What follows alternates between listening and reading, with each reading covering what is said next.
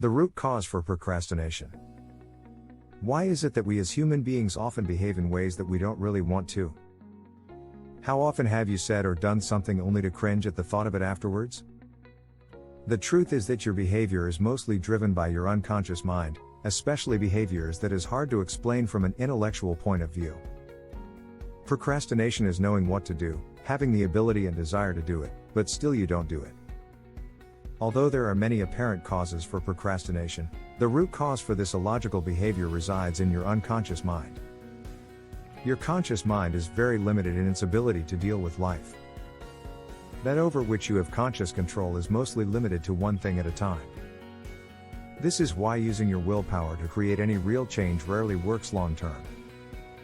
What you need to do is to change your automatic behavior which resides in your unconscious mind, that part of you that controls all the vital function of your mind and body. You can try and overcome procrastination by using willpower, but it will usually be a short-term change. The cause for procrastination is not your conscious actions, but your unconscious associations that is to a large extent responsible for your behavior. Your nervous system is designed to preserve you, and when fear presents itself, your nervous system, through the working of your subconscious, will kick in to protect you. The ironic thing is that we train ourselves, unconsciously, to fear certain things by making false associations about the meaning. Nothing in life has any meaning but the meaning you give it.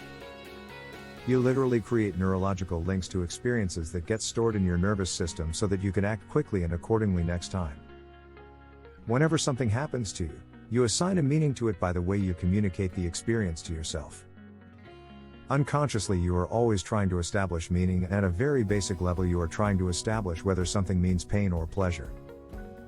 This meaning then gets stored in your unconscious mind that will help you act, or react, appropriately in the future. The challenge is that when associations are reinforced, you build up beliefs that will greatly influence your behavior and is often the cause for procrastination. Although procrastination makes no sense intellectually, it actually reveals a lot about your unconscious and your self-imposed limitations and inabilities. The major cause for procrastination is fear, and more specifically your fear that taking action will lead to pain or a painful experience of some kind. At some level, your unconscious mind combines and searches its files to come up with a link that associates the action to a painful experience. This can range from something which is mildly uncomfortable to something physically painful. Although you consciously want to do something, your unconscious will prevent you as it associates pain to the action. As human beings, we automatically reach for comfort and will almost automatically reach for whatever feels comfortable in the moment. This is why you often procrastinate on tasks that do not feel good in the moment, although it will mean much more pleasure in the future. Learning to push against this need for comfort is what creates all the growth that is necessary for you to really produce results. When you start to see procrastination as a blessing in disguise, you can start to use it and embrace the behavioral insights it holds for you. Procrastination reveals your fears and, quite by design, gives you the necessary resistance needed to expand and grow in your capacity to push past your fears and create the things you really want for your life. The quality of your life is in direct proportion to the amount of discomfort you can comfortably deal with. Procrastination can also shed some light on the goals that you value most, as your concern over procrastinating on it shows that some part of you care enough to be concerned. It's been said that first we form our habits and then our habits form us. This is also true for habits of mind, and procrastination often manifests itself as a habitual pattern of thinking. Your thoughts lead to and help create your actions.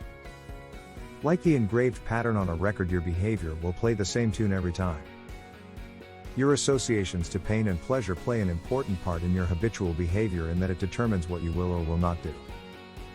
By repetition, you form habitual patterns of thinking that will cause you to automatically act or retract in certain ways when your habit pattern gets triggered. Being aware of your associations to pain and pleasure is critical in dealing with the root cause of procrastination. There are many symptomatic solutions that will not create a lasting result.